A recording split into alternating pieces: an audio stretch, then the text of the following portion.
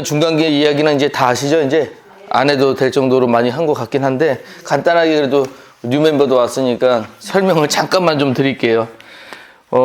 우리가 이제 구약 이야기는 조금 이따가 한 번 더 건들긴 할 건데 구약의 이야기들 말고 신약으로 넘어가기 전까지 신구약 중간기라고 그래서 400년 동안에 하나님의 침묵 시기가 있어요. 그 기간 동안에 성경이 기록되지도 않았고 선지자의 이야기도 없었던 시절.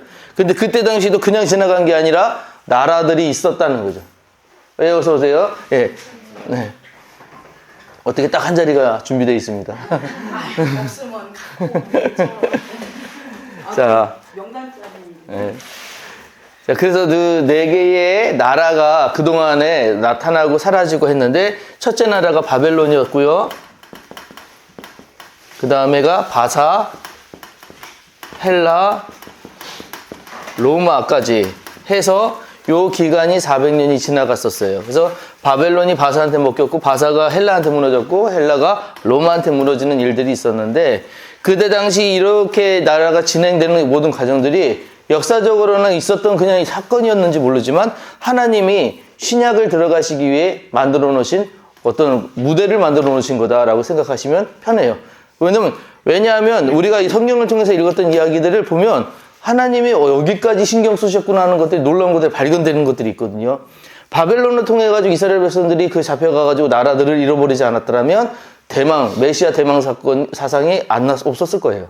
근데 그 이야기도 이따가 한번 드릴 건데, 그리고 바사를 통해서, 고레스를 통해서 자기 나라로 돌아가려는 그런 친령이 없었다면 이스라엘 백성들이 자기 나라 가서 다시 성전을 짓거나 땅을 다시 차지하거나 이런 일들이 없었을 것이고, 헬라를 통해서 고통을 당하지 않았으면 성전의 소중함을 또 잃어버렸을 것이고, 로마를 통해서 그렇게 압제당하지 않았다면 예수님은 오지 못하셨을 수도 있어요. 이 모든 것들 하나님의 계획 속, 이걸 하나님의 경륜이라고 합니다. 경륜 기억나시죠? 하나님이 저쪽에서 조금씩 움직이시는 것 같지만 어쨌든 전체를 움직이고 계시다는 게 하나님의 경륜이에요.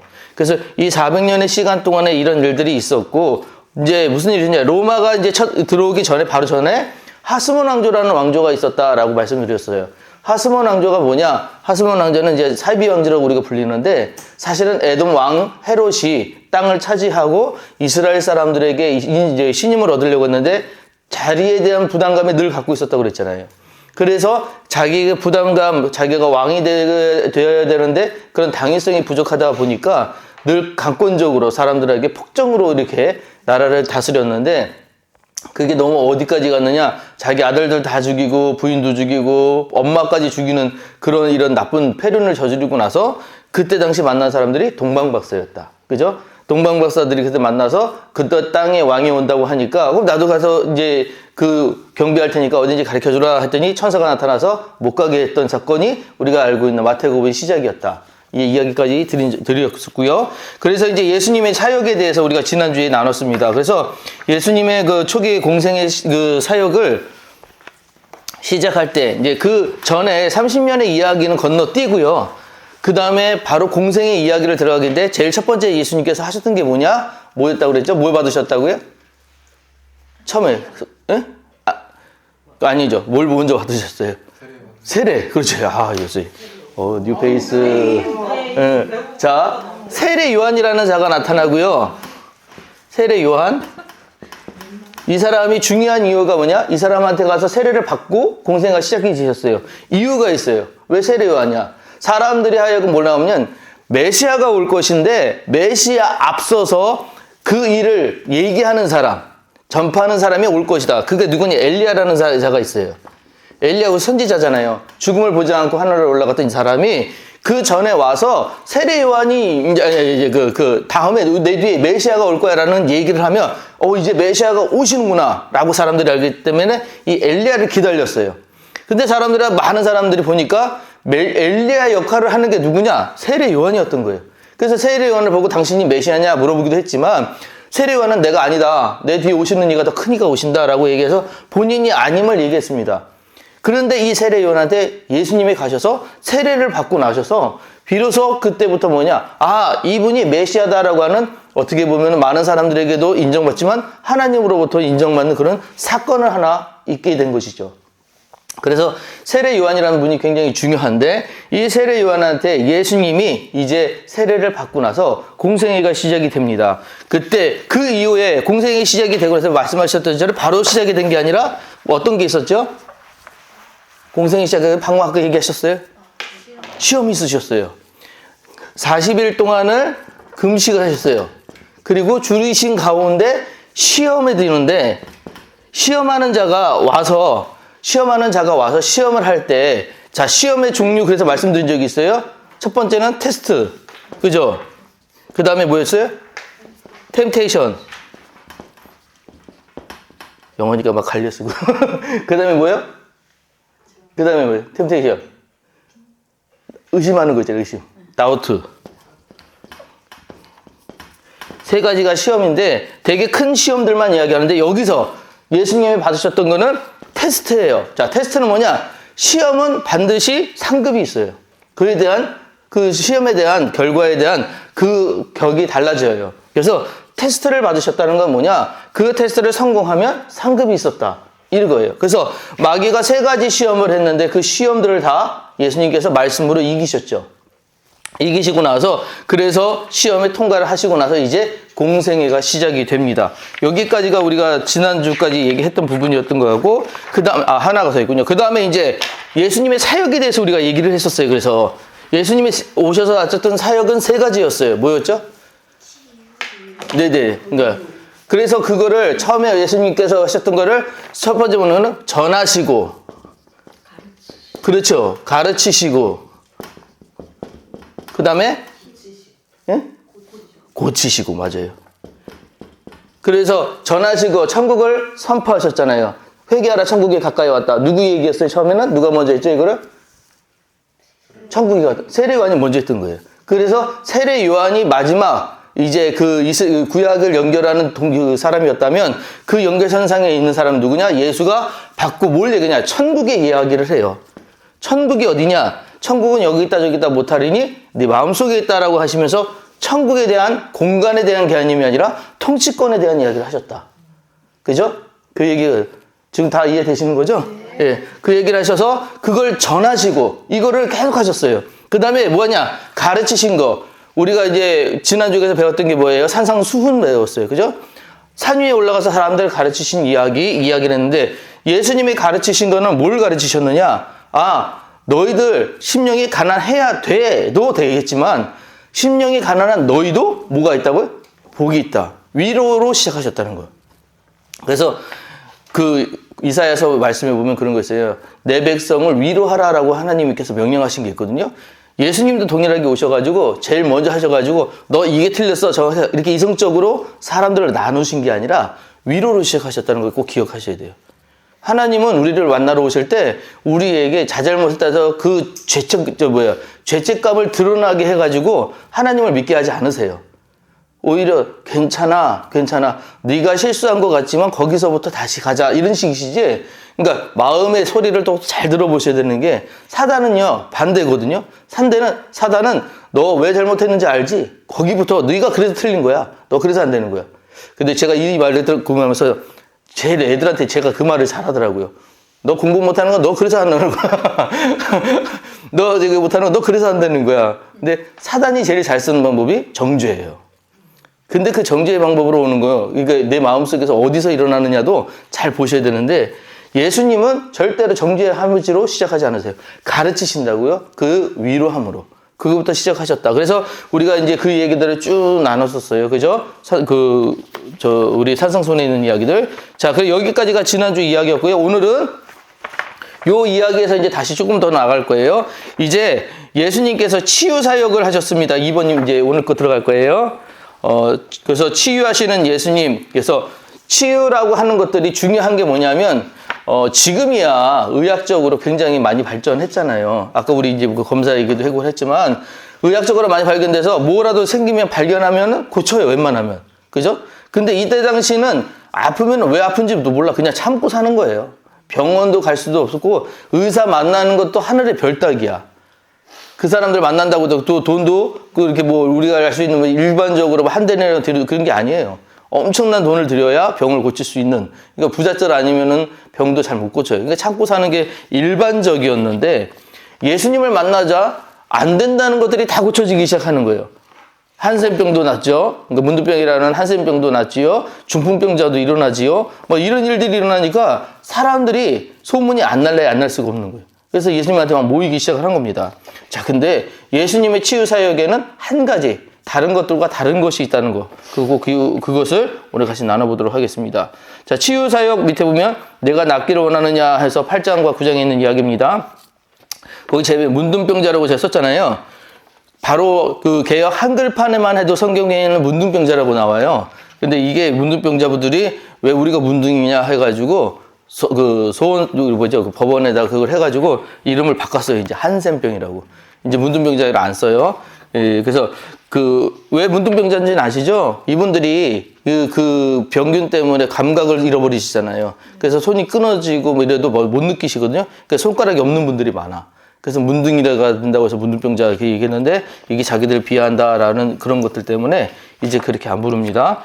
자, 그래서 이 예수님께서 산에서 내려오실 때 제일 먼저 어떤 한센병자를 만나십니다. 그래서 한센병자가 예수님께 말합니다. 주여, 원하시면 저를 깨끗게 하실 수 있나이다. 구약에서 나만의 한센병을 낳은 적이 있지만 사실 한센병은 낫기 힘든 병입니다. 예수님이 고쳐줄 수 있다고 믿은 이 한센병자의 믿음은 대단한 것입니다. 그는 예수님을 하나님의 아들로 믿은 것입니다. 자, 여기 되게 중요한 거 나오는 게 지금 뭐라고 그랬어요? 하나님의 아들. 하나님의 아들이 누구예요? 우린 그렇게 알아요. 그죠? 우린 그렇게 알아요. 근데 이때 당시는 하나님의 아들이 하나님인 거잖아요. 이게 그냥 다 아는 얘기가 아니라 사실은 뭘 기다리고 계세요? 메시아를 기다린 거예요. 자, 근데 메시아, 그래서 우리 지금 오늘 얘기를 해야 되는데 메시아가 누구냐? 메시아는 사실은 기름 부은 자라는 뜻이거든요. 이거 어디 들어보지 않았어요? 기름 부은 자, 그리스도, 그게 기름 부은 자예요. 그러니까 예수 그리스도는 이름이 아니에요. 많은 분들이 예수 그리스도가 이름인 줄 알아. 그리스도가 기름 부음 받은 자라는 뜻이거든요. 그러니까 예수님은 기름 부음 받은 사람. 이게 예수 그리스도예요. 그래서 기름 부음 받은 자인데, 자, 구약에서, 자, 이 퀴즈. 구약에서 기름 부음 받는 직종 3가지가 있었어요. 와, 역시 왕, 제사장, 하나 뭐예요? 선지자. 3가지를 기름 부었어요. 자, 그 기름을 부었다는 뜻도 맞지만, 그러니까 예전에는 그 솥불, 그 양불에다가 기름을 담아가가지고 이렇게 해서 이렇게 뿌렸거든요. 근데 이렇게 콸콸 부은 게 아니라 발라주는 거예요. 그래서 기름 바른 자도 맞아요. 그래서 기름을 받는 자들, 이런 왕과 제사장과 선지자였는데, 이 3가지를 다 포함한 사람이 누구냐? 메시아라는 사람이에요. 그럼 자, 이스라엘이 왜 메시아를 기다렸을까요? 왜 메시아를 기다렸을까요? 우리랑 비슷해요. 맞아요. 자, 이스라엘 우리 역사를 한번 보시면 아실 거예요. 이스라엘이 계속해서 쫓겨다니고 그 나라를 뺏기고 이런 일이 굉장히 많았잖아요. 구약 시대 때 가장 첫 번째 메시아가 누구였을까? 이스라엘 백성들에게 가장 그러니까 뭐 민족들로 살 때 말고 나라가 됐을 때 가장 첫 번째 메시아가 누구였을까요? 응? 잘 아니지. 모세죠. 모세. 그래서 모세가 중요한 이유는 왜 이 사람들이 지금도 그 모세의 이야기를 중요하게 생각하냐? 하나님과 직접 대면한 자이기도 하지만 사실은 모세가 와서 자기 민족을 구원해냈어요. 애굽에서. 그게 메시아의 역할이었거든요. 이 사람들이 메시아를 기다리는 이유는 지금 이 정말 악독하고 너무 힘든 이 상황에서 우리를 구원해 줄 자, 구원자가 필요하다. 그게 누가? 구원자 사상이 메시아 사상이에요. 그 메시아 사상이 첫 번째는 모세였지만 우리가 좀 더 이야기를 들어가 보면은 여호수아 이후에 사사들 있잖아요. 사사들이 다 메시아였던 거예요. 우리가 힘들고 어려울 때 우리를 구원해 주는 자들. 그래서 그때마다 하나님이 사사를 보내신 이유는 내가 너희들과 함께 있다라고 그런 것들을 표현해 주셨기도 했지만 이 사람들 사상 속에는 메시아만 오면 우리가 살아. 메시아만 오면 우리가 구원돼. 이런 것들이 굉장히 강하게 있었던 것이죠. 그리고 나서 그 메시아 사상이 쭉 일어나서 가장 강력한 나라를 만들었던 다윗 왕까지 이어집니다. 다윗 왕까지 해서 그때가 굉장히 태평성대였잖아요. 온 나라를 다시 휘두르는 그런 아주 엄청난 나라를 이루었던 다윗 왕인데 다윗 왕이 죽고 나서 그 뒤에는 웬만한 사사들이 없어요. 웬만한 이제 메시아가 없어요. 구원자가 없어요. 그래서 그 사람들이 이제 뭘 기다리고 있냐? 다윗 왕이 혈통에서 오는 그 약속된 그 메시아. 그 메시아를 기다리게 된 거예요. 그걸 기다리는데 그 메시아가 누구에게 나타나느냐? 아까도 얘기했지만 엘리야가 오면 그 메시아가 오는 거예요. 그러니까 엘리야를 기다리는 거야. 그랬더니 지금 그것이 지어서 엘리야가 누구냐 했더니 세례요한이 엘리야야. 그러면 그 뒤에 오시는 누구? 예수님이 바로 너희가 찾던 메시아다. 이게 성경이 이야기하는 거예요. 이 사상이 여기 가득 찬 사람. 자, 근데 여기 이 한센병자가 지금 뭘 얘기하고 있느냐면 그 메시아가 나는 다른 사람인지 모르겠고 난 누군지는 모르겠지만 내가 보니까 당신이 그 메시아다. 당신이 우리를 구원하는 그 메시아니까 나 좀 구원해 주세요라고 하는 거예요. 이거는 사실 그 유대인들 입장에서 그 입장에서 그게 맞나라고 이렇게 용납하기가 쉽지 않은 이야기거든요. 이게 이 사람은 지금 근데 다른 건 모르겠고 나는 정치적인 것도 모르겠고 경제적인 것도 모르겠고 어쨌든 저 사람한테 가니까 사람들이 낫더라. 나는 그러니까 날 구원해 주자는 저분이다. 라는 그 믿음 가지고 난 당신이 메시아입니다라는 그거예요. 근데 이 고백이 뭐와 똑같은 거냐면 베드로가 주님 보고 주는 그리스도시요 살아계신 하나님의 아들이십니다라고 했던 고백과 같은 거예요. 이게 엄청난 고백을 한 거예요. 그래서 그는 예수님을 하나님의 아들로 믿은 것입니다. 그래서 예수님은 내가 원하는 깨끗함을 받으라라고 말씀을 하셨어요. 그 이야기를 만드는데 자 먼저 먼저가 뭐가냐? 믿음의 고백이 먼저였고요. 그 고백 위에 치유가 나중에 따라와요. 이것이 항상 그런 방법들로 예수님이 계속 치유를 하십니다. 손을 내밀어 고름이 줄줄 흐르는 한센병자를 만지셨습니다. 한센병은 자기 몸이 불에 데워도 아픈 줄 모릅니다. 어느 날 많은 사람들이 영혼의 묻는 병이 걸려 죄로 몸이 썩어가는데도 아픈 줄 모르고 제 잘난 맛에 큰 소리 칩니다. 이 목사님 굉장히 화나셨네. 전도는 영혼의 한센병을 치유해 주시는 주님의 사랑을 전하는 것입니다. 라고 했어요. 그래서 이제 이 문둥병자 사건이 성경에 들어가 있는 이유에 대해서도 여러분 아셔야 돼요. 이거 여기서 하나님 예수님이 고쳐주셨다면 끝날 얘기인데 안 그러고 이 사람이 이런 고백을 했다. 그리고 예수님이 이걸 치유해 주셨다. 이거 왜 회자를 시킬까? 아시겠죠? 아, 이 사건이 보통 사건이 아니구나.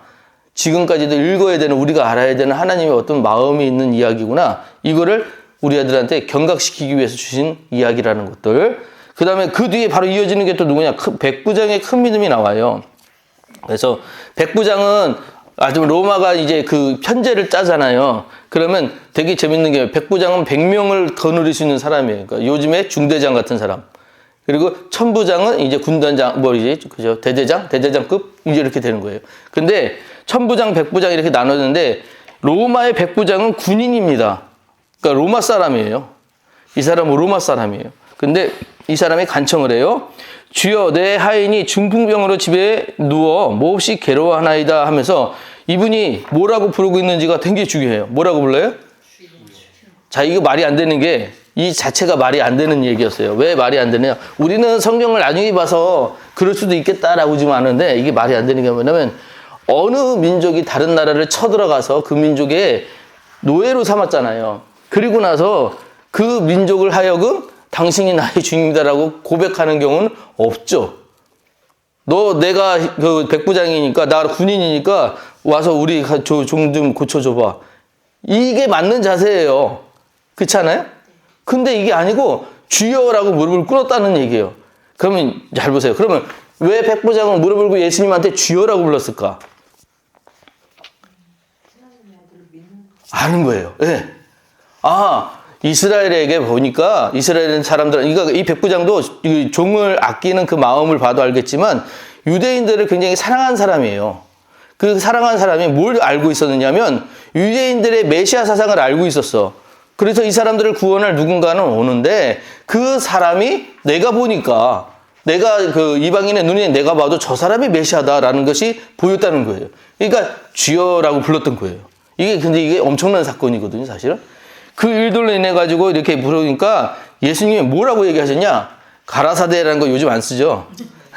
옛날에 우리 가라사대 게임도 하고 있잖아. 가라사대 손을 들어야 가라사대 아니면 안 되고, 그죠? 예. 요즘엔 안 하시는데 예수님은 옛날에 이제 그렇게 하셨나 봐요. 그래서 가라사대 내가 가서 고쳐주리라 라고 말씀하셔요. 이 이야기는 뭐예요? 이제 너 그런 거 내가 말로 하는 거보다, 그러니까 그럼 내가 가서 고쳐줄게. 예수님의 예전의 사역은 거의 다 뭐냐면 터치 앤 힐링이에요. 가서 만져주시면 나요. 그거 고쳐주시는 것들이 말씀으로 고쳐주시는 것도 있었지만 첫 번째 먼저 사역 시작할 때 항상 터치 앤 힐링이었어요. 만지시면 나요. 만지시면. 그러니까 그 몸에 손대려고 혈병 환자가 이렇게 손대고 그랬잖아요. 마찬가지 터치 앤 힐링이 일어났거든요. 그래서 요즘도 이게 남아있는 게 뭐냐면 로마 카톨릭에 이게 남아있어요. 그래서 누구셔요? 교황이 지나가면 어떻게든지 손 한 번 잡으려고 그 앞에 가서 이러고 손대고 있어요. 그러면 교황이 지나가면서 이렇게 손대고 가면은 너무 낫다고 막 이러고 감동하고 그러는데 진짜 낫는 사람도 있나 봐요. 모르겠어요, 이거는. 근데 이제 예수님 사역에 그런 게 있었거든요. 터치 앤 힐링이었는데 이 사람은 지금 엄청난 게 뭐냐면 그럴 필요 없다는 거예요. 오실 필요 없어요. 안 만지셔도 돼요. 말씀만으로도 된다는 거예요. 이거 보통 믿음이 아니에요. 그래서 이렇게 그냥 주여 내 집에 들어오시면 나는 감당치 못하겠사오니, 사실 이 얘기가 어떤 거냐, 유대인이 지금 로마 사람의 집에 들어가면 이게 어떻게 되느냐, 이게 그 사람들이 저 사람은 로마랑 결탁한 사람, 로마랑 친한 사람, 그러면은 이제 이 사람은 예수님한테 위험할 수도 있는 상황이에요. 그러니까 그게 아니라 오지 않으셔도 돼요. 그런 위험 감수 안 하셔도 돼요. 말씀만 하세요. 그것만으로도 난 충분합니다. 라고 얘기하는 거예요. 그래서 내 집에 들어오심을 나는 감당치 못하겠사오니 다만 말씀으로만 하옵소서. 그러면 내 하인이 낫게 쌈나이다. 나도 남의 수하 있는 사람이요 내 아래 군사도 있으니 이더러 하라 하면 가고 저더러 오라 하면 오고 내 종더러 이것을 하라 하면 하나이다. 자, 자기가 권한이 있기 때문에 자기가 수하를 부릴 수 있다는 거예요. 그런 것들을 할 수 있지만 그거 필요 없이 나는 자기가 믿고 있는 건 뭐냐? 예수님이 말씀만 해도 날 거라는 거. 당신이 진짜 메시아라는 거 나 압니다. 꼭 그런 행동들을 하지 않으셔도 나는 나을 줄을 믿습니다. 라고 한 이 믿음을 갖고 있었던 것을 예수님이 보신 거예요. 주목하신 거예요. 그래서 예수님이 내가 진실로 너희에게 이르노니 이스라엘 중 아무에게서도 이만한 믿음을 만나보지 못하였느니라. 자, 이게 나중에 저기 중요한 게 뭐냐면 이스라엘이라고 하는 사람들, 하나님을 잘 믿는다고 믿었던 그 민족들 위에 하나님이 늘 야단치시는 놈이 바리새인과 서기관들이잖아요. 하나님을 제일 잘 안다는 사람들 위에 이들은 나중에 첫 번째가 아니라 넌 둘째 아들이다라고, 그러니까 첫 번째 아들인데 이제 뭐 마음에 안 들어서 둘째 아들이 먼저 가서 나중된 자가 먼저 되고 먼저 된 자가 나중될 거다 뭐 이런 얘기들 하시거든요. 그러니까 첫 번째 유대인들이 하나님을 제대로 못 섬긴다는 거예요. 그래서 하나님이 누구에게 이방인들에게 구원을 주셔서 유대인들로 하여금 부끄럽게 만드신다는 거예요. 이 얘기를 나중에 누가 했냐면 바울이 똑같이 해요. 바울이. 유대인들이 잘 믿었어야 돼. 하나님을 아는 우리가 잘 믿었어야 돼. 그러니까 지금으로 얘기하면 이거예요. 모태신앙인 우리가, 하나님을 먼저 알았던 우리가 하나님을 잘 섬겼어야 돼. 그런데 우리는 하나님에 대해서 당연한 걸로 알고 그냥 뜨거운 그런 분인 줄 아는데 새로 믿은 사람들 있잖아요. 처음 와서 믿음이 처음 생긴 사람들이 우리를 부끄럽게 하는 일들이 생긴다는 거예요. 어떤 차이로? 믿음의 차이로. 너무 오래되면요, 굳잖아요. 그죠? 고인물이 썩듯이 그럴 수 있어요. 있지만 항상 마음을 새롭게 하라고 경고하신 이유가 뭐냐면 그게 안 되기 때문에 그래요. 가만히 있으면 말 그대로 썩어지니까 안 되니까. 그 얘기를 경고를 하신 거예요. 그래서 이 사건도 마찬가지예요. 백부장이 하는 거는 야, 로마 사람이 그렇게 해서 대단해 정도가 아니라 유대인들 니들 뭐 하냐 이거예요, 지금. 예수 믿는 너희들 뭐 하냐 이거야. 믿는 너희가 먼저 하나님을 잘 섬겼으면 이만한 믿음, 요만한 믿음 이렇게 평가 안 받으셨을 거 아니에요. 이 이방인도 너희 같은 믿음이 있구나. 이렇게 돼야 되는데. 이해되시죠? 예, 그 다음에요. 이 사건이 지나간 다음에 이 사건이 이제 뒤에 이제 예수님은 열병에 걸려 여기도 믿어. 잠깐만요. 백부장은 예수님의 하나님 나라 왕으로 믿었습니다. 주님의 병 고치는 사역은 병자의 믿음의 터전 위에 이루어짐을 알 수 있습니다. 이거 되게 중요해요. 예수님 항상 먼저 물어보시는 거예요. 그만한 믿음이 있는지 먼저 보셨다는 거. 이거는 지금도 적용되는, 우리에게도 적용되는 똑같은 거거든요. 믿음이 있어야 하나님이 움직이셔요. 믿음이 있어야. 예. 이거를 하도 사기꾼들도 잘해서 나 믿으라고 그러는데, 예. 그 같은 거 아니에요. 예. 어쨌든, 백부장의 믿음의 고백은 예수님의 구원이 이방인에게 미치는 첫 사례가 되었습니다. 아까 지금 제가 말씀드린 게 이거예요. 그 다음에 예수님은 열병에 걸린 베드로의 장모를 고쳐주시고 이어 무덤가를 지나시다가 귀신 들린 두 사람에게서 귀신을 쫓아내셨습니다. 혹시 더 초준 그거 보셨어요? 안 보셨어요? 더 초준이라고. 아, 여기 내가 여기서 얘기 안 했나? 딴 데서 얘기했나? 더 초준이라고. 이거 이제 옛날에 CBS에서 만든 그 예수님 그 이야기들이 그런 것들이 있어요. 근데 더 초진이라고 요즘 새로 만들고 있는 거 있어요. 그거 있는데, 어디지? 앱에 찾아보면 이거 나오더라고요. 근데, 여기에다 그 첫 편 이렇게 보면서 마리아 얘기 나오면서, 그 다음에 이제 이거 베드로 얘기 나오는데, 베드로 장모님 얘기 나오는데 되게 현실적이에요.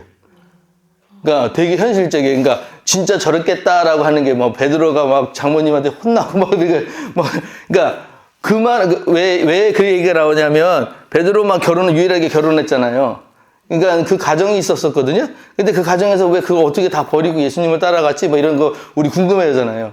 근데 이랬을 것이다라고 하는 것들 되게 만들어놨어요. 그래서 나중에만 보시면 그럴 수도 있겠다라고 하는 거 있거든요. 예. 광고하는 건 아니고요. 저랑 전혀 상관없습니다.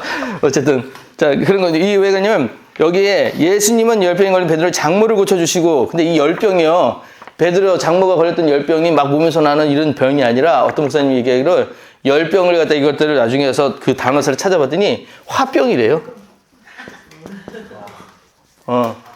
열병이 화병이었대요. 그래가지고 왜 화병이 걸렸냐라고 찾아서 이분은 거꾸로 이제 가는 거예요.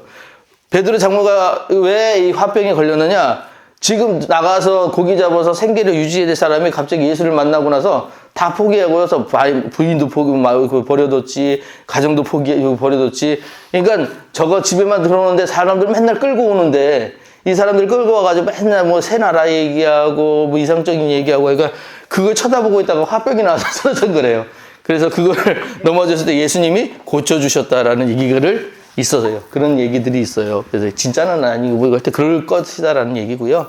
근데 저 초준 보면 그런 비슷한 게 또 나오더라고요. 그래서 말씀드린 거예요. 자, 그리고 이어 무덤가를 지나가다 귀신 들린 두 사람에게서 귀신을 쫓아내 주셨습니다. 요거 나중에 한 번 더 말씀드릴게요. 그 다음에 중풍병자와 친구들. 자, 주님은 배를 타고 가버나움으로 건너가신 후 사람들이 데리고 온 중풍병자를 고쳐주셨습니다. 마태복음에는 기록되어 있지 않지만 다른 복음서에는 그 친구들이 예수님 계신 곳에 지붕을 뚫어 중풍병자를 달아내렸다고 되어 있습니다. 지붕을 뚫고 들 것을 위에서 달아내렸다고 또 썼네? 예. 졸았나봐요. 죄송해요. 자, 지붕을 뚫고 들 것을 위해서 달아내리는 친구들의 믿음을 보시고, 여기요, 믿음을 보시고, 예수님은 중풍병자를 고쳐주신 것입니다. 이것은 우리가 이웃을 위해 하는 중보 기도를 들어주신다는 증거입니다. 자, 여기요, 중보라는 단어 나왔네요. 중보. 자, 기도 중에 우리가 하는 기도들은 되게 출발이 항상 나잖아요. 그러면 그런 기도는 항상 뭐가 있냐면 나의 일꾼이 아무래도 들어갈 수밖에 없어요. 하나님, 나 이렇게 해서 힘들어요. 도와주세요. 나 이렇게 해주시면 내가 하겠어요. 이런 것들이 될 수밖에 없거든요. 유일하게 그것과 상관없는 기도. 정말 그 사람을 생각하면서 누구에게 도움을 줄 수 있는 기도가 중보라는 기도예요. 기도 중에서 가장 핵심이 중보인데 중보 기도는 나를 위한 기도가 아니기 때문에 그래요. 남을 위한 기도예요. 남을 위해서 항상 해주고. 근데 이게 왜 중요하냐? 중보기도는 나의 일꾼이 들어가지 않기 때문에 진실하게 진짜 그 사람을 위해서 빌어주는 기도이기 때문에 해요. 그래서 중보기도가 가장 잘 일어나는 기도. 우리 가정에서는 당연히 하겠죠. 근데 우리에게 주신 속회라는 것이 난 그래서 되게 중요하다고 생각을 해요. 속회라는 것에 모여서 정말 우리가 같은 생각을 가진 사람들이 모인다는 게 엄청 쉬운 일이 아니거든요. 그곳에 모여서 또 잘하는 건 뭐냐? 나는 몰라. 근데 옆에 그 사람이 어려운 점이 있어. 그를 위해서 기도해 준다? 얼마나 힘이 되는지 몰라요. 저희 어머님이랑 얼마 전에 통화했는데 어머니가 지금 서울 와 계시거든요. 원래는 부산 계시다가 부산 계실 때는 옆에 교회가 있어서 맨날 가서 기도를 했어요. 그 목사님이 오시면 걱정될 정도로 오셔가지고 기도하셔가지고 철야니 뭐 금식하니 뭐 맨날 그런 거 하시니까 그래서 저는 내가 목회할 수 있는 유일한 그 바탕은 어머니가 기도해 주셔다 그 얘기 했거든요. 근데 요새 거기 서울 가 계시니까 기도를 못 하신다는 거예요. 그래서 내가 서운한 거야. 그래서 그 얘기를 넌지시 흘렸어요. 어머니, 요즘에 저 기도 못 하신다면서요. 그래가지고 저도 기도할 때니, 나는 그냥 그렇게 던져버렸거든요. 어머니 그 찔리셨나봐. 그게 그것 때문에 마음에 좀 걸리셨나 봐. 옆에 있는 교회 10분 되는 거리를 택시 타고 가가지고 교회를 가셔서 기도를 하신다는 거예요. 그러면서 야, 나 기도 안 끝나고 계속 하셨다. 나 기도하고 있다. 그래서 보고를 하셔 이제 저한테 막 이렇게 보고를 하세요. 근데 힘이 돼요. 제가 하고 싶었던 얘기인 거예요. 힘이 돼요. 어머니가 그래도 나를 위해서 기도해 주신다. 그리고 10분을 갈 수 있는 아직 기운이 있으시잖아요. 아직 그게 너무 기운이 힘이 되더라고요. 그래서 중부가 그런 역할이구나. 나를 세워주고 누군가 내 힘이 아닌 누군가 날 위해 기도한다는 그 자체가 능력이구나. 야, 이런 것들인데 지금 이 친구가 중풍병자 환자가 얼마나 그 사람들한테 잘했는 친구인지 그게 딱 티가 나는 거예요. 얘를 고쳐야 되겠는 거예요, 친구들은. 어떻게든지 고쳐야 되겠는 거예요. 근데 사람들이 너무 많아서 예수님을 그 앞으로 데려갈 수가 없어. 근데 알아. 이 친구들이 뭘 알아? 예수님한테 가면 나을 거라는 걸 믿어요. 다 알고 있는 친구들이야. 그럼 우리 방법을 찾자. 뭐냐? 지붕이라도 뚫자. 누가 얘기했는지 모르지만 어쨌든 한 사람이 그 얘기를 하고 이걸 실행했다는 게 중요한 거예요. 생각해보세요. 여기서 얘기하고 있는데 지붕이 뚫리고 있어. 어떻게 있어요? 지진이야? 그러면서 사람들 얼마나 놀랬겠어요. 아랑곳하지 않고 뚫고 있는 그 장면을 다 예수님이 보고 계신 거야. 그러면서 그들이 이 병자를 내리는 그 모든 순간까지 예수님이 뭐라고 하시냐? 그들의 믿음을 통해서 누군가가 사랑받고 있는 모습을 보셨고, 그래서 이걸 통해서 내가 고쳐야 되겠다라는 예수님도 생각을 하셨겠죠. 기다리신 거예요. 기다리셔. 그래서 이런 일들, 그래서 이 믿음 좋은 친구들 때 중보해 줄 때 이제 구원이 있었습니다. 그 다음에 중풍병자를 고쳐주면서 주님이 말씀하십니다. 소자야 안심하라. 내 죄 사함을 받았니라. 이건 좀 다른 얘기인데요. 병 고침인데 왜 죄 사함이에요? 자, 여러분 이거 아셔야 돼요. 그러니까 우리가 잘못되는 것 중에 많은 부분이 나의 실수예요. 그렇죠? 여러분들 그래서 반성하시잖아요. 지나온 일, 그죠? 대부분은 많은 것들이 나의 잘못이에요. 근데 그 잘못이 이제 우리 인간됨 때문에 우리 지난번 얘기할 때 그거 얘기했죠. 육신을 가지고 있기 때문에 느끼는 감정들인 것이고 잘못된 것들이 그렇게 해서 나타날 수밖에 없지만 제일 근원으로 가보면 뭐냐? 그 근원이 나의 죄됨 때문이라는 거예요. 그 죄됨이, 그러니까 죄의 역사가 뭐냐? 죄는 하마르티아라고 그랬잖아요. 하나님의 관역에서 벗어난 거예요. 이런 하나님의 관역에서 딱 찍혀 있으면 상관없는데 여기서 이제 벗어났어. 그게 죄라는 거예요. 하나님의 관역에서 벗어났기 때문에 죄가 된다라고 했을 때 여러분 우리가 얼마나 죄에 노출되어 있는지를 아셔야 돼요. 여러분 생각 속에서 하나님 계속 잡고 계시는 분 계셔요? 어떤 목사님이 그때 설교하실 때 그런 얘기를 내가 하나님을 계속해서 인식하고 살잖아요. 그럼 죄 안 짓잖아요. 그런데 정신병 걸릴 거래요. 왜냐면 누군가 날 계속 24시간 지켜보고 있어. 어떻게 살아요? 응? 그래서 이거는 나를 지켜보고 있는 어떤 감시자로, 경계자로 나를 보는 게 아니라 사랑의 눈으로 나를 보호한다라는 눈으로 보지 않는 한 이건 정신병 걸릴 거래요. 근데 그런 것처럼 하나님이 앞에서 우리가 벗어난다는 것 사실 자체가 어렵지만 우리는 하나님에서 계속 벗어나거든요. 죄에서 얼마나 많이 노출되어 있는지 아시겠죠, 우리는. 늘 죄랑 가까워요. 근데 이런 죄랑 가까운 우리가 하나님 앞에 나가야 되는 사람들에게 이게 그러다 보니까 마음에서 대부분의 잘못이 우리 죄로 비롯된 것들이 많아요. 자, 근데 우리 어디서부터 그걸 시작을 하려고 하느냐, 다시 한번 보면 남 탓을 많이 하거든요. 그러니까 모든 잘못을 나에게서보다 타자한테 찾아요. 저 사람 때문에 내가 이렇게 됐어. 누구 때문에 내가 이렇게 됐어. 무슨 원인이 있어야 되고 꼭 결과가 있어야 돼요. 우리가 그러니까 많은 일들이 이제 원인과 결과의 그 차이가 내가 하기 때문에 원인이 있고 그 다음에 결과가 나오는 원인과 결과가 우리가 살아가는 이 세상에는 당연한 순리지만 우리 그러면 이게 설명이 안 되는 부분들이 생기거든요. 뭐냐면 욥 같은 경우요. 욥이 잘못했다고 하는 적이 성경에 한 번도 없잖아요. 근데 그가 시험을 당해요. 그죠? 그가 시험을 당했을 때 그러면 그 시험은 하나님의 테스트냐? 맞죠? 테스트는 우리가 볼 때는 테스트가 맞죠. 근데 그 입장에서는 나는 잘못한 게 없어. 예배도 잘 드렸고 자녀들을 위해서도 많이 그런 것들을 봉사했고 헌금도 많이 했고 잘했어요. 그 죄 지을까 봐 오히려 정말 아침마다 얘가 지난 밤에 지었던 죄가 있냐고 물어보면서 죄가 있으면 그 죄도 용서해달라고 아침마다 예배를 드리던 사람이 욥이란 말이에요. 근데 그에게 재산 다 뺏기죠. 자녀 다 죽었죠. 그 다음에 몸에 병이 났죠. 어느 날 갑자기 이런 것들이 생겼을 때 그게 나의 죄 때문이냐? 아니에요. 그건 또 아니잖아요. 그죠? 그러면 우리가 이것들을 아셔야 돼요. 소자의 안심하라 내 죄 사함을 받았니라 라고 했을 때는 뭐냐? 이 사람이 죄 때문에 생긴 병이 있었을 거예요. 이 사람에게 원인이 있을 수 있어요. 근데 문제는 뭐냐? 그 죄조차도 하나님께서 다스릴 수 있는 부분이다. 그러면 나는 죄인임을 인정하고 그 다음부터 뭐냐? 하나님이 나를 구원해 줄 구원자이시고 하나님의 말씀으로 들어가면 내가 산다는 것을 알게 하시기 위한 사건이라는 거예요. 이해되세요? 이거 조금 어렵죠? 그러니까 뭐냐?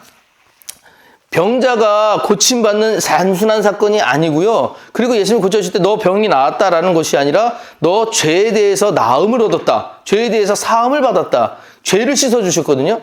나중에 이제 이것 때문에 바리새인들과 싸우세요. 아니 네가 왜 뭔데 네가 죄를 사해 주느냐라고 했을 때 예수님이 이제 뭐라고 하냐면 그 자리를 들고 너 병 나아서 가라라는 말과 내 죄 사함 받았다라는 말과 어떤 것이 쉽겠느냐고요. 여러분 어떤 게 쉬워요?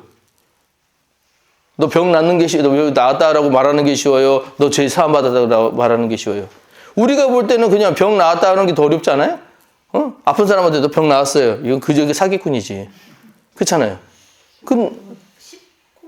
쉽다 안 쉽다 이런 거보다는 그러니까 병 나았다 하면 단순한 병이 나는데 죄 사함 받다 뭔가 깊이 있는 것까지 치유. 그렇죠, 그렇죠. 예.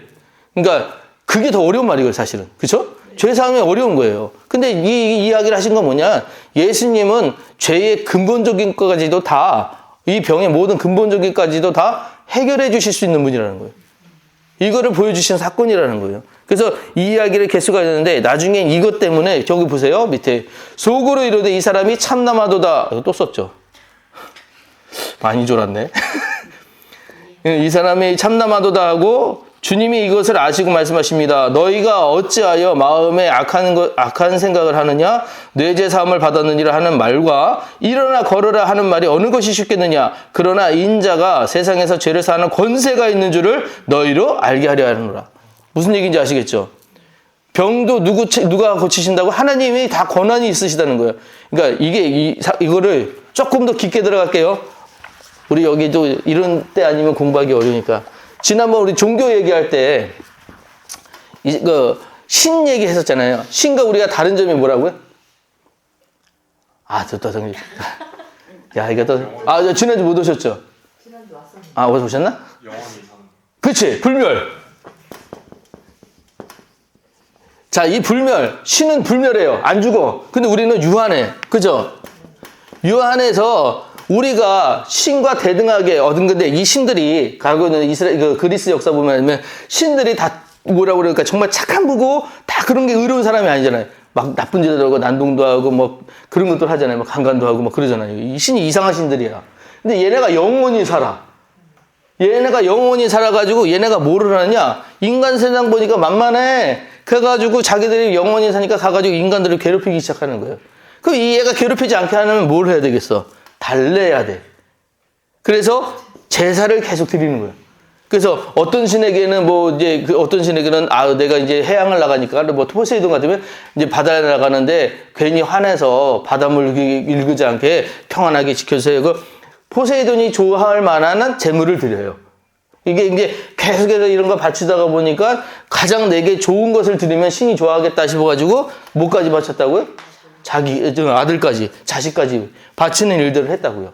이런 일들을 하면서 신을 달래는 것들이 세상적인 가지고 있는 사람들이 종교관이었어요.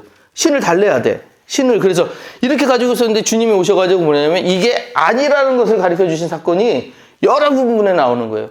하나님은 절대로 너희들이 좋아하는 그것들로 하나님을 감동시키지 못해. 그래서 우리 이제 말락이나 이런 데 보면은 아니죠. 하박국이나 이런 데 보면은 너희들이 언제 내가 원하는 제사를 드느냐? 너희는 마당만 밟았을 뿐이라 뭐 이런 얘기들 하시거든요. 그러니까 살찐 송아지가 기름진 것이 뭐가 좋으냐? 그게 너희들한테나 좋지. 하나님이 그게 뭐 필요해요? 그렇잖아요. 근데 그거 왜 바치라고 했느냐? 그걸 바침으로 해서 내가 이것 때문에 이렇게 내 죄 때문에 얘가 이렇게 죽는구나. 이런 걸 느끼게 하시기 위하여 그런 제사를 이야기하신 것이지 제사로 하나님이 감동받는 게 아니라는 거예요. 이해되시죠? 그래서 이런 종교관을 가지고 있는 이들에게 하나님이 뭘 해야 그래서 그거 아니다라고 계속해서 가르치시는 일들을 예수님이 하신 거예요. 가르치시는. 이해되시죠? 자, 그래서 이런 잘못된 종교관이 있는 사람들에게 이제 주님께서 가르쳐 주신 사건. 그래서 죄 사하는 권세는 누구에게 있느냐? 신들에게서 이렇게 달래서 드리는 것이 아니다. 하나님을 사랑해야 하다. 사랑해야 된다는 사랑의 개념을 가르쳐 주셔요, 나중에. 자, 그 얘기는 좀 더 뒤에 가고요. 자, 그래서 이는 하나님의 영광의 광채시요 그 본체의 형체이시라 그의 능력의 말씀으로 만물을 붙드시며 죄를 정결케 하는 일을 하시고 높은 곳에 계신 위엄의 우편에 앉으셨느니라. 그래서 물론 모든 병은 죄 때문에 오는 것은 아닙니다. 욥처럼요. 그래서 정금이 되도록 연단받는 경우도 있고 무리하다가 몸이 상하는 경우도 있습니다. 이거는 또 본인에 대한 얘기예요. 우리가 하나님 잘 섬기려고 하다가 보면 오버하는 경우가 있거든요. 근데 그것도 하나님이 원하시는 거 아니다라는 얘기예요. 하지만 많은 경우 우리의 죄 때문에 병을 얻습니다. 기본은 우리의 죄 때문이라는 거예요. 그래서 하나님의 말씀으로 태초에 혼돈을 해결하셨는데 인간의 죄를 지음으로 몸의 순환 질서를 파괴되어 질병을 나타내는 것입니다. 그래서 죄 사함은 병 나음을 가져옵니다. 이 이야기를 그러니까 지금 이 이야기가 되게 중요한 얘기예요. 그래서 죄 사함은 병 나음을 가져옵니다. 병 낫게 이거 끝난 게 아니라 그 근본적인 것부터 하나님이 예수님이 건드신다는 거예요. 그래서 낫게 하신다는 거. 보이지 않는 하나님만 죄 사함의 권세를 가졌다고 생각하는 당시 유대인에게 예수님의 말씀은 신성모독이었습니다. 이것 때문에 나중에 예수님이 어려우심을 당해요. 신성모독. 이 일은 초기 사역이 일어난 일로서 주님이 자신의 메시아임을 슬쩍 드러내는 것이지 자랑하려고 하신 것이 아닙니다. 십자가를 향하는 행진의 일부를 내디디신 것입니다. 주님은 십자가라는 목표를 향해 달려가고 계셨습니다. 이 이야기들이 계속 나오거든요. 자, 그 다음에 이어서는 혈류병 여인의 믿음. 자, 병들 이따가 한 번씩 살펴보셔야 되는데 혈류병이라 어떤 이제 저는 이제 여의자가 아니다 보니 잘 몰랐는데 이게 피가 멈추지 않는 병이라면서요. 계속해서 하혈을 하고 있었던 건데 이걸 아무도 못 고쳐요. 병자도 누가 어떤 의원도 못 고쳐. 그래서 이 여인이 그렇게 얘기를 해요. 예전에는 엄청 부자였는데 이 병을 고치려고 그 의사들한테 계속 찾아가다가 결국 많은 재산을 다 버리고 뺏기고 이제 뭐라 그럴까 가진 것 없게 됐을 때 예수님을 만나게 되었다라는 이야기가 다른 외경에 있대요. 뭐 그런 얘기들. 어쨌든 이 여인이 이제 뭐냐 예수님을 만나려고 해요. 그거는 이 예수님 옷자락으로 만져서 낫고자 하는 혈병의 거인의 마음을 보시고 주님은 따라 안심하라 내 믿음이 너를 구원하였다라고 하십니다. 자, 여기 보세요. 자, 이 여인이 믿고 있었던 게 하나가 있어요. 뭘 믿었어요? 예수님 만나면 저기 만지면 내가 낫는다. 그러니까 이 누가 밖에서 보시는 것 같은데 아닌가? 모르겠어요. 근데 지금은 없어요? 네. 자, 예수님의 옷이라도 만져보면, 이게 터치 앤 힐링 그거거든요?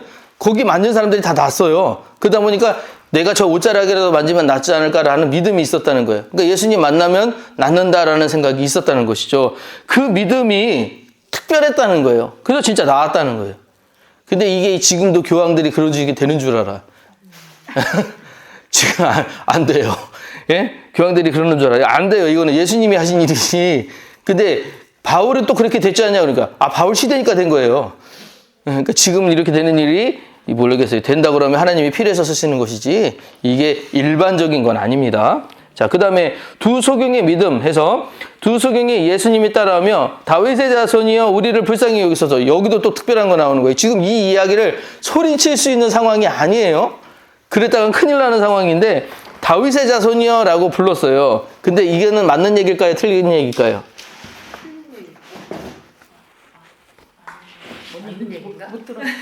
요셉의 손조가 다윗이잖아요. 아니 그러니까 제 말 뜻은 보상은 맞는데 주님으로 인정한 게 아니고 그렇지. 다윗의 자손을 인정한 게 아닌가 싶어요. 다윗의 자손이여라고 불렀던 이유는 뭐냐면 당신이 메시아입니다라는 얘기예요. 그래, 다윗의 자손이 당신은 메시아입니다라는 얘기예요. 사실 요셉의 후손이기 때문에 왕조로 따질 때 뭐 14대요 해서 올라가다 보면 맞아요. 그것도 맞는 얘기긴 하지만 다윗의 자손이라는 거는 당신 아버지가 요셉입니다 이 얘기 아니에요. 당신이 메시아입니다라는 얘기를 한 거거든요. 근데 지금 옆에 지금 누가 불을 켜고 보고 있느냐? 바리새인들과 서기관들이 불을 켜고 보고 있는 거예요. 저거 신성모독했어. 아까 죄사함 되셨잖아요.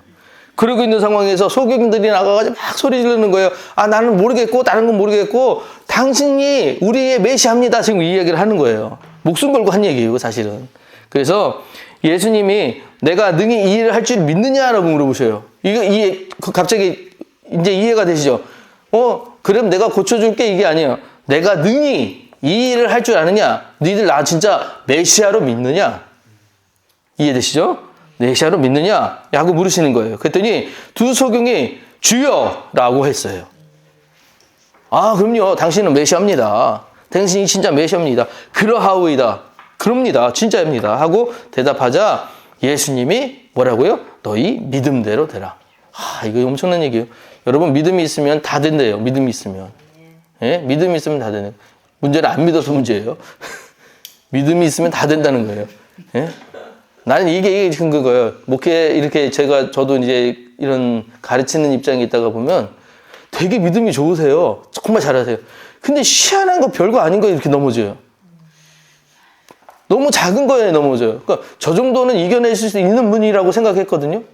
제 개인적인 생각인지 모르지만. 근데 너무 작은 것에 확 넘어지는 거 보면서 저 기도하시던 분인데 저분 저렇게 잘하는데 왜 저러지? 생각이 들 때가 있어요. 네? 그러니까 믿음대로 되는 건 맞아요. 그분이 믿음이 우리가 보기에 달랐을 뿐이지. 이해되죠? 자, 그 다음에요. 새 언약과 새 믿음으로 가겠습니다. 새 언약과 새 믿음. 세례요한의 제자들이 주님께 와서 우리와 바리새인은 금식하는데 어찌하여 당신의 제자들은 금식하지 아니하니까. 자, 여러분 금식해 보셨어요? 네, 며칠까지 하셨어요? 3일. 잘하셨어요. 3일. 3일이 최고 어려울 때예요. 며칠까지 해보셨어요? 5일 해와서 5일? 고등학교 때. 응, 고등학교 때. 고등학교 이후로 못하겠어요. 성장기 때인데. 네? 자, 금식은 제가 말씀드려요. 금식은 하는 게 아니고 되는 거라고 제가 말씀드린 적이 있어요. 금식이 되는 게 왜 금식이 되냐면 힘들어서 딴 생각이 안 들어요. 그 문제가 해결될 때까지는 밥이 안 넘어가. 그럼 금식이 돼요. 근데 이렇게 얘기하면 야, 그러면 목사님이 너무 그러면 우리 금식하는 게 잘못된 겁니까? 이렇게 하는데 그게 아니고 내가 금식하는 목적이 있어요. 하나님하고 나 진짜 독대해야 되겠습니다. 하나님 이 문제 놓고 왜 뭐가 잘못인지 뭐가 진짜 잘 된 것인지 알아야 되겠습니다. 라고 했을 때는 내가 금식할 수 있어요. 저희 어머니도 툭하면 금식하셔요. 그래가지고 금식을 하는데 자, 근데 금식이 벼슬이거나 명예가 돼서는 안 되거든요. 나 며칠 금식했다. 나 며칠 3일째 금식했을 때 저도 그랬을 거예요. 학생 때 3일째 금식했는데 세상에 사람이 촉각 이런 거 뭐 그런 것들이 엄청나게 발달하더라고요. 저 밑에서 누가 커피 마시고 있는데 커피 냄새가 나. 엄청나게 사람이 그 있잖아요. 막 초인적인 힘이 나와요, 진짜. 막 그러면서 누가 국수 먹고 가는 게 냄새가 나. 저기 계란 들어갔어. 별 냄새가 다 나면서 막 생각에 금식 되겠어요, 안 되겠어요? 안 돼요.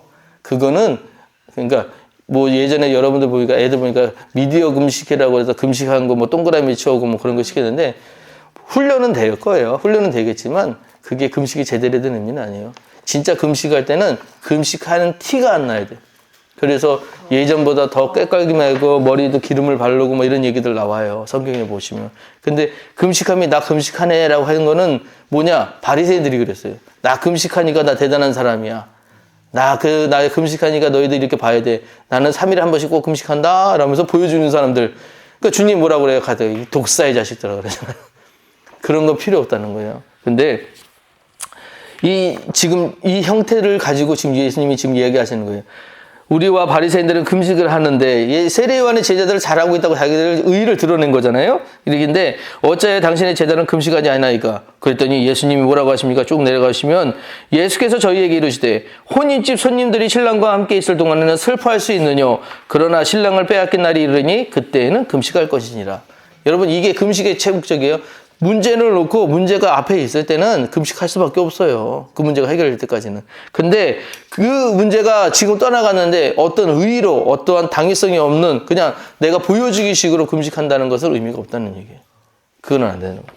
자, 그런 얘기를 하신 것이고 그리고 주님은 옛것을 버리고 새 믿음의 옷을 입는 자에게는 주님의 새로운 피, 새 언약, 새 포도주가 주어진다고 말씀하십니다. 그래서 새 포도주는 새 부대에 넣어야 둘이 다 보존되느니라 라고 했어요.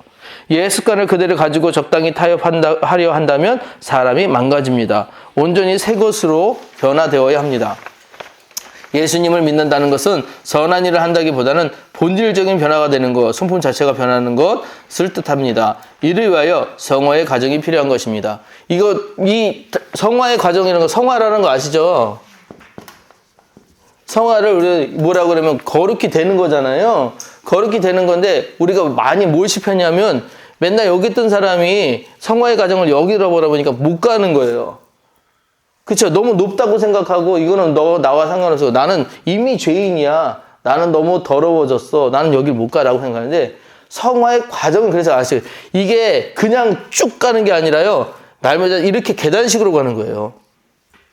그래서 오늘보다 내일보다 모레가 더 깨끗해지기 위하여, 더 거룩해지기 위하여 노력하는 거예요. 안 될 수도 있어요. 그냥 유지가 될 수도 있어요. 어떨 때는 내려갈 수도 있어요. 근데 실패가 아니에요. 이걸 뭐라고 보시냐? 과정이라고 보신다니까요. 하나님이 이 과정을 통해서 뭘 얘기하냐? 그리스도의 장성한 분량이라고 그랬어요. 그러니까 우리에게 원하시는 그리스도의 장성한 분량이 있어요. 장성이 뭐예요? 다 크셨을 때 그리스도의 의가 가장 완성됐을 때 십자가 아니에요. 그죠? 그 십자가까지 예수님께서 우리에게 보여주셨던 그 의까지 우리가 자라나는 과정들을 지금 다 하시는 과정이거든요. 그러다 보면 어떤 때는 여기 있을 수도 있지만 내려갈 수도 있어요. 괜찮아요. 내려갔다고 해서 끝은 아니에요. 아직 기회는 있어요. 살아있잖아요. 진짜요. 살아있잖아요. 생명이 있는 게 굉장히 중요한 거예요. 아직 실패 아니라니까요. 다시 도전해서 올라가는 거예요. 계속 가서 여기까지 가는 게 우리의 목표예요. 그리스도의 장성한 분량까지. 그러니까 오늘 실망하시면 안 돼. 오늘 포기하시면 안 돼. 아직 살아있게 끝까지 가셔야 돼요. 물론 이 끝이 언제냐? 그건 사람마다 다르더라고요. 예. 어떤 분은 저 더 해야 되는데 그런 분들도 있어요. 근데 그거는 우리 판단이지 하나님 보실 때는 됐다라고 하신 거예요. 그래서 왜 이렇게 우리가 보면은 되게 의롭고 되게 좀 좋으신 분들이 일찍 단명하시는 경우도 있어요. 저분도 좀 더 사셨으면 했는데 우리 생각이 아닌 거예요. 하나님은 그만큼이면 됐다라고 보여주신 일이래요. 그래서 우리도 그렇게 믿고 있거든요. 근데 그 과정들 중에 우리가 성화라는 과정들을 날마다 살아가. 이거 웨슬리 선생님이 한 얘기예요. 그래서 웨슬리 선생님이 계속해서 우리는 성화의 과정들을 가야 되는데 내려갔다라고 안다는 거는 느끼잖아요. 그래도 알고 있잖아요. 이거 모르는 사람도 되게 많거든요. 뭐가 잘못됐는지 몰라요. 자기는 열심히 했대. 자기는 잘하고 있대. 근데 왜 자기한테 뭐라고 하느냐. 남들 다 보고 있는데 자기만 몰라. 그게 교만이에요. 근데 저는 가끔 다른 분 안 그럴 수도 있는데 저는 가끔 가운데 튕겨서 탁 꺼질 때가 있어요. 여기까지 가요? 가끔 있어가지고. 추락인데 이건. 이제 진짜 어제도 저희 남편한테 그러면서 신앙생활은 진짜 힘들구나 이런 얘기가 쉽지 않아요. 그러니까 거룩하게 산다고 하는 것이 뭐 이렇게 남들에게 보여주기 위한 거룩이 아니라 스스로 이제 얘가 거룩해져야 되는 거잖아요. 그러니까 제일 먼저 그것이 비춰주는 게 나예요. 다른 사람들에게 비춰주는 거는 나중 모습이거든요. 내게 그것이 보여줬다 할 때 그게 기회인 거예요. 내가 떨어지는구나 라고 할 때 괜찮아요. 올라갈 수 있잖아요. 아직 살아계시거든요. 올라갈 수 있어요. 그러니까 계속 기회를 주세요. 하나님은 절대 포기하지 않으세요. 그게 놀라운 은혜예요. 그러니까 하나님이 너 3번이야 이러면 끝나요. 너 3번이야 그럼 끝나요. 그러면 3번째는 나는 어떻게 돌이킬 수 없어요. 하나님 말은 법이잖아요. 근데 하나님이 그거 얘기 안 하세요. 절대 얘기 안 하시고 계속해. 말 안 하세요. 계속해. 언제까지? 될 때까지예요. 하나님은 그러시거든요. 그래서 우리가 완성했을 때는요. 하나님 만나는 그날까지 가는 거예요. 계속. 예. 자, 그래서 이 일들을 위해서 우리가 그래서 성화의 과정들을 가는데 자, 새로운 것을 새 부대에 넣으라고 그랬어요. 새 부대. 그 생각은 뭐냐면 편협하지 말라는 얘기예요. 전통이 이게 중요하거든요. 전통이 중요한데 전통 지키기 위해 본질을 잃어버리면 안 돼요. 이거 옛날에 말씀드렸는지 모르겠는데 어떤 교회 목사님이 부임해 가셨는데 그 교회는 인사자들이 다 흰 장갑을 껴야 된대요. 그래서 장갑을 껴야 되는데 여름이었대요. 한참 더운데 성령이 올라가가지고 예배드리러 올라가가지고 딱 올라갔는데 성경책을 보는데 바람 부니까 이게 넘어갈 거 아니에요. 이게 차는데 이게 장갑 꼈으니까 넘어가요, 안 넘어가요? 이게 안 넘어가니까 너무 이제 예배하시다가 너무 힘드신 거예요. 그러니까 이걸 갖다가 틈발 수 없잖아요. 그러니까 이것도 안 되잖아요. 그러니까는 물 떠나러 그 와시라고 떠놓은 거에다가 손을 담그셨대요. 손을 담가시니까 젖으니까 좀 나니까 젖은 다음에 이걸로 넘기셨다는 거예요. 그리고 나서 이제 좀 불편해가지고 예배를 마쳤는데 내려오는데 선임 장로님이 이거 이제 목사님 오늘 어려우셨나 봐요 하면서 이제 그걸 물어본 거예요. 그래서 지금 장갑이 사실은 좀 불편하다. 예배 드리는데 불편하다 하는데 이 장로님 뭐라고 얘기하시냐면 우리 교회가 세워진 지역이 예전에 시장이라고 여기가. 예, 시장이었는데 많은 분들이 이제 교회 시장에서 일하시다가 교회 오다가 보니까 손이 다 부르터서 오신 거예요. 이제 성전 바구니 돌리잖아요. 손이 부르튼 거 가지고 돌리기도 부끄러우니까 이분들이 우리 이거 좀 민망하니까 장갑을 끼자 그러셨다는 거예요. 그래서 장갑을 끼는 것이 그때부터 전통이 되었었다라고 얘기를 하시는데 근데 이제 시간이 많이 지났잖아요. 그러니까 이제 이 장갑을 더 끼릴 이유가 없는 거예요. 근데 우리 전통입니다가 못 바꾸는 거예요. 이제 이런 일들이 있는 거예요. 그러니까 처음 뜻은 굉장히 좋잖아요. 이게 시장에서 손 그렇게 부끄러우니까 우리 가립시다. 좋은 의도였거든요. 근데 시간이 지나서 그러지 않아도 될 것들이 전통이라는 이름 때문에 묶이는 것들이 있는 거예요. 새 역사는 새 부대에 들어가는 건 뭐냐면 그 상황과 그 역사에 대한 본질을 놓치지 않기 위해서 그대로 가야 될 그리고 변해야 될 필요도 있는 거거든요. 뭘 가지고 갈 것이냐 어떻게 가져갈 것이냐를 늘 논의하고 교회가 그래서 새롭게 변해야 되는 것들이 그런 것들이 있는 거거든요. 근데 이것들을 모르는 사람들은 전통입니다. 그래서 예수님 예전에 그 얘기 들은 적 있나? 기억하시는지 모르겠지만 교회가 하도 멀리서 오시는 분들 많고 하니까 예배 시간이 11시 예배가 너무 힘든 거예요. 그래서 우리 시간 좀 옮깁시다. 10시 반에 했더니 한 장로님이 절대 안 된다는 거예요. 그래서 왜 안 되느냐? 우리 교회가 200년 동안 예수님을 11시에 모셨는데 10시 반에 오시면 예수님이 당황해 하신다는 거예요. 그 얘기를 하시는 거예요. 자, 그런 생각을 갖고 있는 분들이 있어요. 꽤 많아요. 네, 꽤 많아요. 그런 분들이 많아요. 근데 아니라는 거. 그래서 새 부대는 새 포도주는 새 부대에 담는 것이 맞다라는 거. 자, 넘어갈게요. 저 시간 많이 지났죠? 2분. 네, 2분이나 지났네요. 제자 파송. 자, 제자 파송. 자, 그래서 추수할 일꾼이라고 하는 거 이제 우리가 이때는 그러니까 지금이야 이제 막 교회 우리나라가 진짜 선교도 많이 하고 많이들 보내가지고 여러 가지 많이 하지만 당신은 지금 12명밖에 없잖아요. 그죠? 12명을 지금 보내시기 위해 이런 일들을 하신다는 거예요. 그래서 주님의 초기 사역을 마감하며 제자들을 파송하십니다. 부활 승천하신 후 성령 강림으로 탄생할 교회 사역의 예표로 12 제자들을 세상을 보내신 것입니다. 자, 이게 언제냐면 사도행전 보시면 이야기들이 잘 나오죠. 12 제자들이 각 지역으로 가서 다 뭐하냐? 순교를 해요. 그런데 이 일들 보내실 때 어떤 마음으로 보내셨느냐? 자, 무리를 보시고 민망히 여기시니 저희가 목자 없는 양과 같이 고생하며 유리함이라. 이런 사람들이 많다는 거예요. 뭐에 열심을 내고 있는지, 뭐를 믿고 있는지. 그러니까 저기 마케도니아 이런 데 보면, 저기 아테나나 이런 데 보면 잘못된 신들을 놓고 나서 저들이 하나님이다라고 속이고 있는 자들이 얼마나 무민하냐는 거예요. 그러니까 이들을 고치기 위하여 너희들이 가서 그것들을 알려주라라고 보내기 사람들을 모으신다는 거예요. 그럼 이 사람들을 어떻게 모으셨냐? 그럼 밑에 12 제자를 부르신 보시면 다양한 배경을 가진 예수님의 12 제자의 공통점이 하나 있어요. 뭐냐면 대부분 상류층의 특권층이 아니라 가난하고 볼품없는 사람들이라는 점입니다. 자, 여러분 요거 한번 생각해 봅시다. 자, 왜 예수님께서 제자들을 부르실 때 가장 낮은 사람들을 부르셨을까? 이런 뭐 대단하지 않은 사람, 영향력 있지 않은 사람들. 왜 일을 할 때 제일 쉬운 게 뭐냐면은 대장 찾는 거거든요. 여기에 짱이 누구냐? 이게 제일 쉬워요. 그 짱한테 뭔가 얘기하면 나머지들은 다 이렇게 풀리는 일들이 많잖아요. 그죠? 근데 정말 쉬운 사역을 예수님이 안 하시고 가장 어려운 사역을 시작하셨어요. 가장 밑바닥 말도 안 듣는 사람, 정말 쳐다도 안 보는 사람한테 가서 일을 시키시는 거예요, 지금. 그 일들을 왜 그렇게 하셨을까? 왜 일을 이렇게 하셨을까?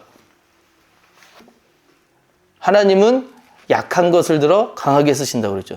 항상 하나님의 있어요. 그러니까 이런 것들이에요. 하나님의 강한 걸 놓고 강하게 쓰시면 그 강함이 저 사람의 강함 때문에 내가 거기에 굴복하는 거야 라고 하지 하나님의 역사야 라고 믿지 않기 때문에 그래요.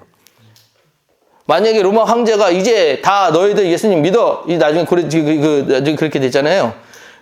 그런 일들을 했을 때 전부 우리가 이제 우리나라는 이제 다 기독교야 이렇게 됐지만 그 전에 왜 이분이 진짜고 이분을 믿어야 하는지를 얘기했을 때 전혀 얘기치 않았던 저런 힘없는 사람이 그 일로 인해 은혜 받는 걸 보고 야, 이거 진짜 할 수 있겠다 하고 사람들이 거꾸로 밑에서부터 올라가게 된 거예요. 그래서 기독교가 저변이 넓어지기 시작한 거고 그 능력이 생기기 시작한 거거든요. 제자들을 부르실 때 이분들이 높은 분들이었다, 능력이 있는 분들이었다라고 하면 사람들이 믿기는 했겠지만 믿음이 그렇게 저변을 넓혀갈 수 있었을까요? 안 그랬을 거예요. 이 이야기들은 일단은 거기까지만 이해를 하시면 될 것 같고요. 넘어가서 능력을 주셨어요. 근데 자, 제자들을 보내실 때 주님이 절대로 그냥 보내지 않으신다는 거예요. 능력을 주셔요. 지금까지는 주님이 혼자 사역하셨지만 이제는 제자들에게 능력을 주시며 제자들을 각 유다 마을로 파송하십니다. 주님은 사랑하는 제자들에게 무턱대고 나가서 전달하고 하시지 않고 하나님의 살아계심을 나타내는 능력을 더디펴 보내십니다. 그러니까 여러분들이 세상에 나가시잖아요. 절대 여러분들에게 하나님이 그냥 안 보내신다는 거예요. 예전에 방언 받으신 분 계셔요? 여기 방언 하실 수 있는 분? 예. 저 방언 이제 중학교 때예요. 저는 목사 아들인데 방언이 안 되는 거예요. 그러니까 애들 다 어디 기도원 갔다 오면 방언이 돼요. 방언이 되는데 저만 기가 안 되는 거예요. 그래서 내가 너무 열받는 거예요. 왜 나는 못 받지? 그래가지고 방언을 흉내도 내봤어요. 안 돼요. 안 나오는 걸 어떻게 해요? 그래서 방언이 안 되는데, 그래서 근데 이제 그때 그 앞에 강사 목사님이 뭐라고 얘기했냐면 방언을 받아야 진짜다라는 얘기를 하셨어요. 그래서 지금은 아닌 줄 알지만 그때는 그래도 나만 하나님의 외면하시는 줄 알았어. 그리고 집사들도 봤는데 집사들 권사들은 다 은혜 받아가지고 방언하는데 목사들이 못 받아가면 뭐라 그래서 갔다 오면 딱 물어보는 거야. 야, 너 방언하냐? 물어보는 거예요. 아, 이거 어떻게 해야 되지? 그래서 한다고 얘기할 수도 없고 거짓말할 수도 없잖아요. 그죠? 그러니까 안다고 어떻게 해야 되지? 라고 했는데 이제 우여곡절 끝에 제가 하나님한테 나가서 엎드려야 되는 상황이 생겼어요. 그러니까 제가 그 운동만 하다가 나중에 이제 공부를 늦게 시작했잖아요. 대학을 진로를 정해야 되는데 그때만 해도 저는 신학대학교 가고 싶지 않았거든요. 근데 거기를 진로를 진행해야 되는데 그때 그 찬양단 찾아다니고 그러다가 보니까 신학교가 가고 싶은 마음이 갑자기 이렇게 굴뚝만해진 거예요. 그래가지고 나 신학교를 정해야 되겠다라는 생각을 했을 때 정말 길이 맞는지 아닌지 궁금하잖아요. 그래서 이제 하나님하고 이제 진짜 독대를 한 거예요. 그래서 하나님, 내가 진짜 이 길 가는 게 하나님 맞으면 하나님 나한테 징표를 하나 보내주십시오 그랬어요. 그랬더니 하나님이 뭐라고 징표 보내줄까 하고 물어보셨으면 안 얘기를 하시는 거야. 아무 얘기를 안 하시는 거야. 나 혼자 내가 뭘 주면 하나님, 내가 오늘 방언하면 갑자기 그 생각이에요. 방언하면 하나님 뜻인 줄 알겠습니다 그런 거예요. 제 개인적인 거예요. 여러분 거 아니에요. 제 개인적인 간증이에요. 그랬더니 갑자기 방언이 나온 거예요. 방언이 됐어요. 근데 그 강사님이 뭐라고 그랬냐면 하나님이 방언을 주실 때 다른 것도 주신대요. 은사를 같이 주신대요. 다른 건 뭔가 또 주신다는 거예요. 그래서 나는 방언을 받고 다른 뭔가 되게 좋은 걸 받을 줄 알고 엄청나게 기다렸는데 방언을 엄청 열심히 했어요. 방언이 되는 거예요. 야, 드디어 하나님 나와 계시는 거야. 감사하다라고 해가지고 아버지 그날 내가 다음날 새벽 기도인데 가가지고 무슨 권사님들 다 하고 있는 뒤에서 쫙 방언으로 막 기도하니까 아버지가 이렇게 부르더라고요. 아버지가 부르더니 너 방언 받았냐? 그래가지고 그래서 네 방언할 줄 압니다 하고 잘하게 얘기했더니 조용히 해. 그래가지고 조용히 기도하라고 그래가지고 어쨌든 간에 방언 받았는데 그 일로 인해서 뭘 얘기했냐면 하나님이 더 좋은 거 주신다고 그랬는데 도대체 모르겠는 거예요. 뭘 또 주신다고 그랬는데 뭘 받았는지 도대체 모르겠는 거예요. 난 그래서 아무것도 안 받은 줄 알았어요. 없다고 생각했어요. 근데 제가 받았던 가장 좋은 게 뭔지 아세요? 목사였더라고요. 뭘 주신다고 그랬는데 나는 그냥 신학교 간다는 생각이 있었지 목사 된다는 생각이 없었어요. 제가 왜 장황하게 이 이야기를 드리냐 하면 하나님이 여러분들에게 능력을 주신다고 그랬잖아요. 여러분 생각한 게 아니에요. 내가 원하는 능력 안 주세요. 그럴 때가 더 많아요. 근데 내게 필요한 거 주세요. 그거 꼭 기억하셔야 돼요. 하나님이 여러분 능력 주신다고 할 때 여러분이 써야 되는 거 지금 당장에 필요한 거 주세요. 그러니까 없다고 내가 지금 놓겠다고 하나님 왜 이것도 안 해주세요? 그러시면 안 돼요. 그 일을 통해서 여러분에게 주시는 역사가 있고 능력이 있어요. 그걸로 찾으셔야 되는 거예요. 자, 넘어갈게요.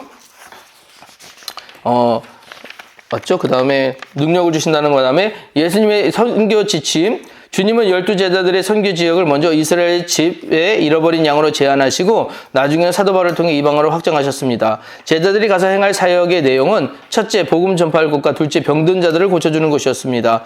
그러니까 위로와 치유가 계속 일어나는 거예요. 지금 그 일들을 하는 거예요.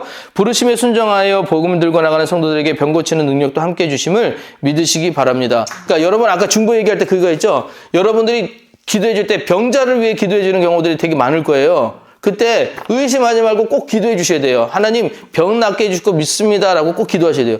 진짜 해주신다니까요. 이거를 의심하고 하지 마시고 가서 계속해서 기도하시다가 보면 하나님이 때가 다르시지 고쳐주세요.